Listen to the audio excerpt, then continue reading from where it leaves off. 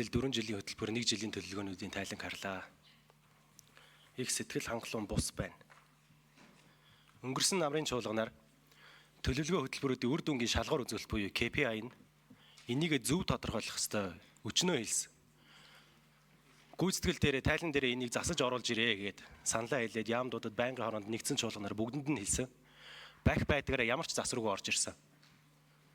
Энэ хандлага хизээ засах юм. Өмнө нь бол би дандаа зүгээр тайлбарлаж эвлэгхнэр хэлсэн шүү дээ.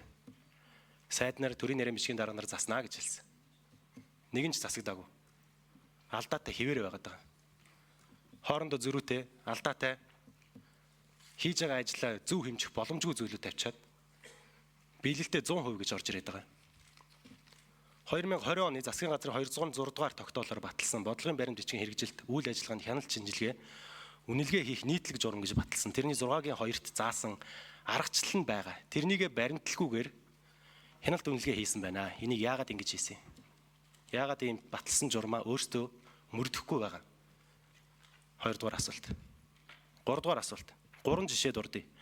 2024 оны жилийн төлөвлөгөөний үр дүнгээс хавсралт 2, 2-ын 3-ын 1 эрчим хүчний салбарыг эдийн засгийн үр ашигтай болгоно.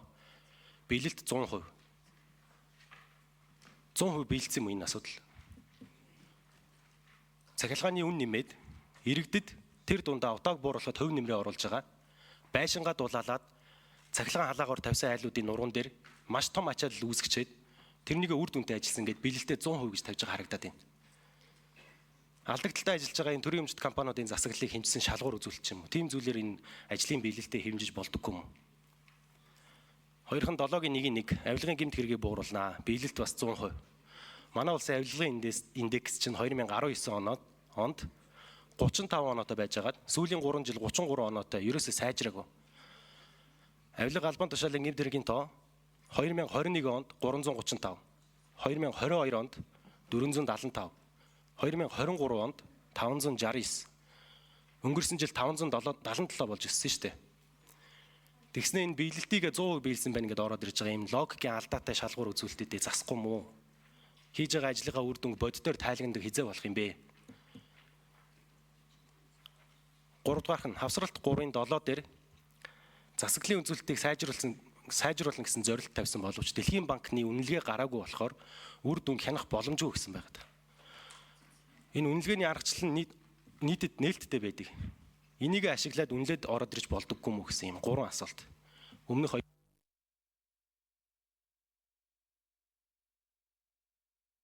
За, хэн хариулах вэ? Хинээс асуусан бэ?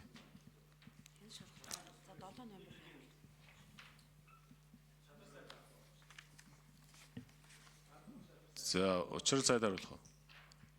Тэгээд зөв хүмүүстэй бас нэмэлт хариулт авъя.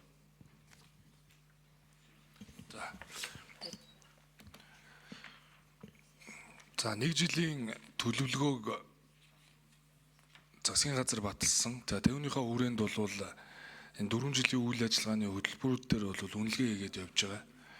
За хяналт хэрэгжүүлэх хуулиараа бол мэдээж одоо засгийн газрын хяналт хэрэгжүүлэх газар төрийн захиргааны төв байгууллага болон төрийн захиргааны байгууллагууд үнэлгээний аргачлалынхаа дагуу үнэлснийхэн дараа түүн дээр нь одоо хяналт хэрэгжүүлэх газраас одоо үнэлгээ өгдөг. За тэгэхээр мэдээж энэ төрийн захиргааны төв байгууллагууд, төрийн захиргааны байгууллагууд бол засгийн газраас баталсан тэр үнэлгээний аргачлалынхаа дагуу тэр яг индикаторууд дээр нь одоо үнэлгээ хийж байгаа гэсэн. Ингээд хяналт хэрэгжүүлэх газар үнэлгээ хийгээд эцслээд энд орж ирж байгаа. Тэгэхээр бид бол таны хэлж байгаа яг одоо хэрвээ зарим нь одоо 190 гэд хэрвээ дүгнсэн байвал энэ бол жилийн төлөвлөгөөнд тусгацсны дагуу тэр зорилтуудыг хангасан байдал болохоос биш тэр ажлыг бол эцсийн үр дүнд хүргэсэн гэсэн үг бол биш. Анх тэр зорилтуудыг одоо тэр төлөвлөгөөн дээр тусгахдаа энэ ажил одоо магадгүй одоо юу гэдгийг техник эдийн засгийн үндэслэлийг зарлаад ажил эхлүүлнэ гэж заасан бол тэрийг 100% гэж үнэлж байгаа болохоос биш ажил дууссны бол нэр бол биш. Тийм учраас анханасаа тавьж байгаа тэр индикаторууд дээр нь ямар зорилттой түвшинд хүрэх ёстой тэр зорилттой түвшинг хангасан байдлаар нь жилээр үнэлээд явж байгаа болохоос биш тэр барилга байшин байгуулагдаад тэр цэцэрлэг ашиглалтанд орсон тэр зорилттой түвшинд хүрсэн гэсэн үг бол огт биш. Тэгэхээр хэрвээ энэ 100%, 90% гээд үнэлэгдээд байгаа бол тэр зорилттой түвшнийг одоо хүрсэн хэсэгтэр бол үнэлгээ хийж байгаа гэж ойлгож байна. За ингээд одоо бол надад энэ засгийн газрын гишүүдийн хэрэгжилж байгаа энэ дашбордон дээр харагдж байна л да. Жишээ нь аймагуд бол яг энэ зорилттой түвшингээ хэр үнэлүүлсэн бэ гэдэг нийт үнэлгээнүүдэнд тавигдаад яамдуудаар одоо зорилттой түвшингээ биелүүлсүүдээр нь тухайлсан одоо үнэлгээнүүдийг ингээд оруулсан байна. 2024 оны эхний хагасд бол 52 байгууллагын 124 ажлаас нийт үнэлсэн ажил дээр 2023 оны эхний хагасд үнэлэгдсэн ажлаас бол даруй 18%-аар одоо өндөр үнэлгээ авсан буюу зорилттой түвшинд одоо хүрсэн гэдэг ийм жишээнд дүгнэлтүүд гээд энэ гаргацсан байгаа. Тэгэхээр бид бол яг нөгөө их хөвгөлдөр суурилсан шийдвэр гаргах чиглэлээр бол ямар ч байсан үнэлгээнүүдийг ийм real time-аар цаг тухтамд нь хараад ингээд үнэлгээ хийгээд явж байгаа. За таны түрүү хэлсэн тэр авилгын төсөөлийн индексийг одоо тэр өөрчлөлт эерэг нөлөө үзүүлэх чиглэлээр бол тэр Transparency International байгууллагатай ажилласан өнгөрсөн хугацаанд бол бидэнд тавьж байгаа шаардлага бол нэг хэд хэдэн хууль тогтоомжийг өөрчлөх ёстой. Тэрнээс биш нэг богино хугацааны үйл ажиллагаанууд төр биш. Тэгэхээр яг энийгээ хүрээнд бол төрийн өмчийн компани засаглал сайжруулах чиглэлээр бол энэ хаврын чуулганаар төрийн өмчийн компани бүтээн засаглал ил тод байдлыг сайжруулах хууль батлагдана. Ингэснээр бол авилгын индекс бол мэдээж маш том эерэг нөлөө үзүүлнэ.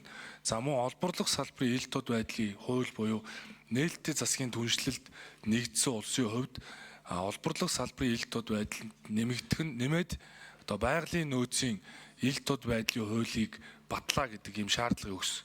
Байгалийн нөөцийн ил тод байдлын хууль, төрийн өмчийн компанийн хуулийг их хурл энэ хаврын чуулганаар баталсны дараа бол авилгын индекст бол томоохон одоо өөрчлөлт авчирна.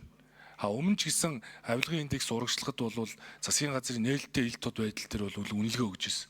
Түүн шиг бид нар тэр олон улсын олон улс төлөөс үүргүүдэд биелүүлээд энэ хууль тогтоомжуудаа одоо боловсруулад их хурлд бас өргөн мэдүүлсэн байгаа. Тэгээ энийг баталсны дараа бол өөрчлөлт өгнө гэж хэлье.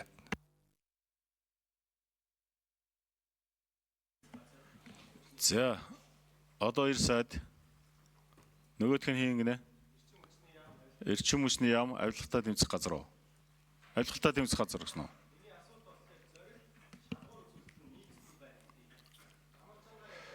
За зорилт шалгуур үзүүлэлтүүд нийцэхгүй байна гэсэн ийм асуулт байна шүү. 7 номер. Ер нь бол учир сайдаа энэ ажлын хэсгээ ер нь цомхон болох хэрэгтэй байна. 30-40 хүн л орж ирээд байх юм ерөөсөө. Хариулж байгаа хүн нэгч байхгүй. Нэгэн л ажил хариуцж байгаа юм бол засгийн газрын одоо ирэх үеийн хүмүүс өөрсдөө ажиллаа мэдэх хэрэгтэй шүү дээ. Бага хүмүүсийн яваал цаашаа эргэж хараад суугаад байдаг. За 7 номер. За Улсын хурлын гишүүд энэ өдрийн мэндийг хүргэе. Тэгээ учрал сайдын хариултан дээр нэмж хариулахад нэгдүгээрт манай засгийн газрын төрөлжүүлэх газар тайланг бол 1 сард үнэлсэн. За үнэлэхдээ энэ хуулийн хугацаатай 4 сарын 1-нд улсын хурал дээр хэлцэх ёстой байдаг. Түүнээс 45 хоногийн өмнө улсын хурлын тамга газарт хөргүүлдэг хуультай. Тэгэхээр 2 сарын 1 болчихж байгаа. Тэгээ 2 сарын 1-нд энэ таны асуугаад байгаа одоо Лувсан жамц гишүүний асуугаад зарим шалгуур үзүүлэлтүүд гараагүй байдаг. Дэлхийн банкны зарим шалгуур үзүүлэлт олон улсын авилгалын индекс гэдэг. Мөн засгийн газрын үнэлдэг 206 дугаар журам дээр байгаа суур шалгуур үзүүлэлтүүд нь зарим нь бол 2 жил тутамд гардаг. Ингээд нөгөө үнэлгээ нь хийгдэг олон улсын шалгуур үзүүлэлт нь гараагүй учраас энэ өөрөө 2 сарын 1-ний дотор гэдэг хуулийн хугацаанд ашиглагдаад үнэлэх болцоог байгаамаа. Тэгэхээр цаашдаа ер нь цаглбарын асуудлуудыг бас бүх түвшиндээ анхаарахгүй бол жишээлбэл хөгжлийн бодлого төлөлтийн тухай хууль дээр 5 жил тутам одоо үнэлнэ гэсэн байж байдаг. Гэтэл урд хугацааны бодлого баримт шиг гэтэл улсын хурлын хяналт шалгахын тухай хууль дээр бол 10 жил ч гэдэг юм. Ингээд зөрүүтэй зүйлүүд маш их байгаад байгаамаа гэдгийг хэлээ. Ер нь цаашдаа энэ асуудлыг тогтолцоогоор нь өршлөхгүй бол иймэрхүү хүндрэл бас дараа жил ч гэсэн бас гарахаар байгаа. Энэ бол зөвхөн хуулийн зөрчилдөөний бас асуудал, хуулийн хугацааны зөрчилдөөний асуудал. За хуулинд өөрчлөлт оруулал Лувсан жамц гишүү өөрөө буруу болж байгаа юм биш. Хууль чинь буруу байгаа юм байна. За одоо 2 сайд. За Лувсан жамтс гишүүнд баярлалаа. Тэгээд ажил хэрэгч асуулт. Ер нь бидэд бас яриад байгаа. Тэгээд та асуудлыг зөвөр харсан байна. Одоо энэ хяналтын чиглэл дээр ч гэсэн ингээд анзаараад харахад 3 газрын тайлбар орж ирж байгааг асуулаад ингээд ер нь энэ Монгол улсад өөрөө энэ төлөвлөлт, төсөөлөлт, гүйцэтгэл, хяналт гэдэг асуудал ингээд нэг тийм учраа олохгүй явсаар байгаа өнөөдөр хүрсэн юм байгаад байгаа. Тэгээд энэ бидний хэлцэж байгаа энэ тайлан дээр болохоор яг үхээр цаг хугацааны хувьд нэг жоохон давчуу байсан. Тэгээд засгийн газраас анхаарад ерөнхий сайдын албан даалгаврууд дээр тусгагдаад явж байгаа бид нар хяналт үнэлгээний цогц системийг энэ үйл ажиллагаанд нэвтрүүлэх ёстой гэдээ ажиллаж байгаа. Төлөвлөгөөнд засгийн газрын үйл ажиллагааны хөтөлбөрт орсон байгаа. Тэгээд яг гүйцэтгэлийн хувьд бас олон яамдын олон сайдын эрхлэх асуудлын хүрээндх дүрм журмууд нэмэлт өөрчлөлт оруулах. Тэгээд шаардлагатай бол их хурлд бас асуудлаа танилцуулах чиглэлээр ажиллаж байгаа. Тэгээд энэ ажлынхаа явцыг бас бид энд дэлгэрэнгүй бас танилцуулнаа гэдгийг хэлсэн. Ер нь бол шалгуур үзүүлэлттэй үйл ажиллагаа төлөвлөж байгаа субъект өөрөө гаргаад өөрөө тайлхнадаг, өөрөө тайлангаа илгээдэг, ерөөсөө өөрөө өөрийгөө үнэлдэг систем рүү л энэ бас өөрөө орчод байгаа. Тэгэхээр уг зүүн нь бол яг хөөр төлөвлөлт хяналт хоёр тусдаа явах хэвээр. Тэгээд үнэлгээ илүү бодиттой гарах хэвээр гэдэг энэ зөв рүү бол энэ хамтарсан засгийн газар санал нэгтэйгээр алхаад явж байгаа. Тэгээд явцынхаа тайланг бас танд эргээд нэг танилцуулнаа гэж хэлэх гэсэн. За 50 бих эрчим хүчний яамны төрийн намжийн дарга 2 дугаар микрофон.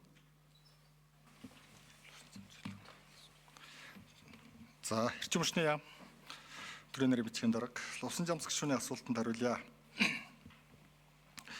Эрчим хүчний салбарын эдийн засгийн үр ашигтай болгох хөтөлбөрийн хүрээнд бид нэг л төсөл арга хэмжээ хэрэгжүүлэхээр төсөөлсөн. Эрчим хүчний терапиг энд төсчүүл зохистой түвшинд хүрэх гэдэг. За одоо хүчин төгөлдөр мөрдөгдөж байгаа хууль эрх зүйн орчинд эрчим хүчний зохицуулах хороо бүрэн эрхийнхээ хүрээнд эрчим хүчний үн терапиг энд төсчүүлэх арга хэмжээг авсан байгаа. Тийм учраас бид бэлтгийг 100% гэж гаргасан.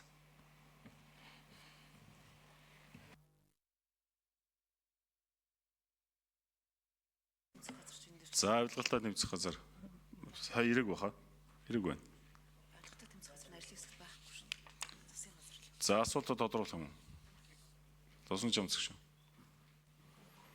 За учир сайд одоо 2 сайд 50 бих даргадаа бас өнөр 2 даргадаас баярлалаа. Яг харин та бүхний хэлж байгаа ойлгоод байгаа зүйлийг аль болох хурдан хийгээд байгаа. Нэгэнт хэдүүлээ ингээ хамтарсан засаг байгуулсан байгаа юм бол өөрөө хийсэн ажлаа өөрөө үнэлдэгэ болчихоо. 3 байгууллага ингэж олон орон тоотойгоор хяндаг болчих. Үр дүнгээ зөв тавиад хэмжээд зорилт шалгуур үзүүлэлт нь хоорондоо алдаатай байна гэсэн зүйлийг би асуугаад байгаа шүү дээ. Эрчим хүчний яам дээр ч гэсэн авилгын тэнцвэр газар дээр ч гэсэн. Тэгээ хэмжих аргачлал дээр нь бас олон улсын байгууллагын тайлан гардаггүй гэдгийг нь өөрсдөө хийдэг болдгоо мүү гэсэн асуулт байсан. Тэгээ эцэст нэг бас зарим зорилтууд, биелсэн зорилтуудыг бас магтмаар байна л та. Экспортыг нэмэлдүүлэх зорилт давуулж биелсэн. Цахим засаг л манайх 193 улсаас 46 улсаас жагсаж байна. Энэ бол маш сайн үр дүн гэж харж байгаа. Үр дүндээ хүрж байгаа энэ байгууллагуудын төрийн албан хаагчдаа баярлалаа.